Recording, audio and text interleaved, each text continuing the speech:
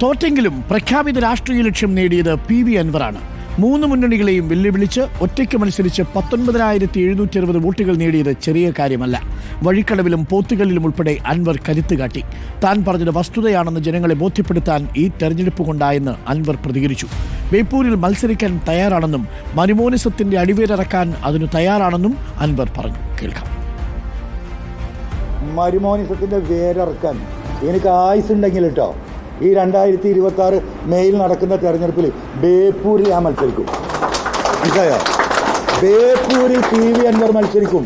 പിണറായിസത്തിൻ്റെ മരുമോനത്തിൻ്റെ വേര് ഞാൻ ഇറക്കും ജനങ്ങളെ കൂട്ടി. അവരാലോചിക്കട്ടെ, വെല്ലുവിളിയാ. അവിടെ വരട്ടെ, മരുവനും അമ്മായിയപ്പനും കൂട്ടും കുടുംബവും സഖാക്കളോട് ഞാൻ സംസാരിക്കും. ആ സഖാക്കൾ അനുഭവിച്ചുകൊണ്ടിരിക്കുക.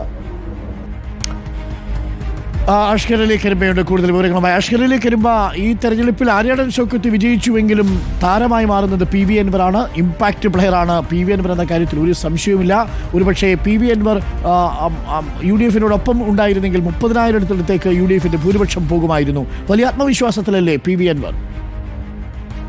അരുൺ, നിലമ്പൂരിൽ PV അൻവർ ഒരു ഒറ്റയാൾ പോരാട്ടം നടത്തി ഒറ്റയാനായി മാറി എന്ന് തന്നെയാണ് വസ്തുത. കാരണം ഇരു മുന്നണികളും അവരുടെ ഒരു വോട്ടുകൾ പോലും ചോരാതിരിക്കാൻ തങ്ങളുടെ വോട്ട് ബാങ്കിനെയൊക്കെ തന്നെ കോട്ട കെട്ടി കാത്തുവെച്ചെങ്കിൽ പോലും അതിലടക്കം വിള്ളൽ വീഴ്ത്തിക്കൊണ്ടാണ് PV അൻവർ എണ്ണം പറഞ്ഞ 20,000-ത്തോളം വോട്ടുകൾ, കൃത്യമായി പറഞ്ഞാൽ 19,760 വോട്ടുകൾ പിടിച്ചുകൊണ്ട് നിലമ്പൂരിൽ കരുത്ത് കാട്ടിയത്. ഒരു സംശയം വേണ്ട, അൻവറിൻ്റെ രാഷ്ട്രീയ നിലനിൽപ്പിന് ആവശ്യമായ ഒരു കരുത്ത് തെളിയിക്കൽ PV അൻവർ നിലമ്പൂരിൽ നടത്തിയെന്ന് തന്നെയാണ് യഥാർത്ഥത്തിൽ രാഷ്ട്രീയ ചിത്രം. മാത്രമല്ല, ഇരു മുന്നണികളും കണക്കുകളിൽ പറഞ്ഞു വെച്ചിരുന്നത്, ആദ്യം ഇടതുപക്ഷം പറഞ്ഞിരുന്നത് അൻവറിന് 5,000 ചില്ലാൻ വോട്ടുകളായിരുന്നു.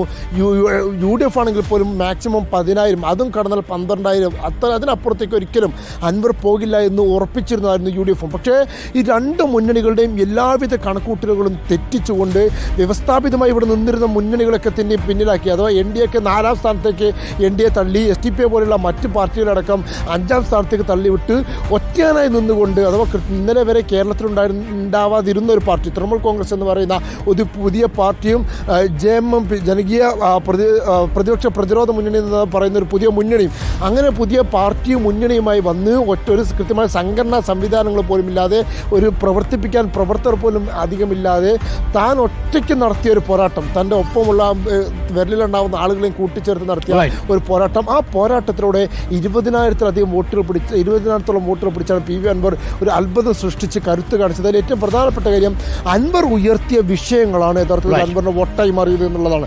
മലയോര മേഖലയിൽ വന്യജീവി വിഷയമാണെങ്കിലും സർക്കാർ വിരുദ്ധ വിഷയങ്ങൾ, പോലീസുമായി ബന്ധപ്പെട്ട വിഷയങ്ങൾ, പിണറായിസം എന്നുള്ള അൻവർ തന്നെ ഉയർത്തിവന്ന ഒരു ടോപ്പിക്, അതടക്കമുള്ളവ ചർച്ചയായി എന്ന് വേണം കരുതാൻ. PV അൻവർ ഉയർത്തിയ വിഷയങ്ങളും PV അൻവറിന്റെ വോട്ടുകളും ചേരുമ്പോൾ PV അൻവർ ആത്മവിശ്വാസത്തോടു കൂടി പറയാം, ഈ തെരഞ്ഞെടുപ്പിലെ ഇമ്പാക്റ്റ് പ്ലെയർ PV അൻവറാണ്.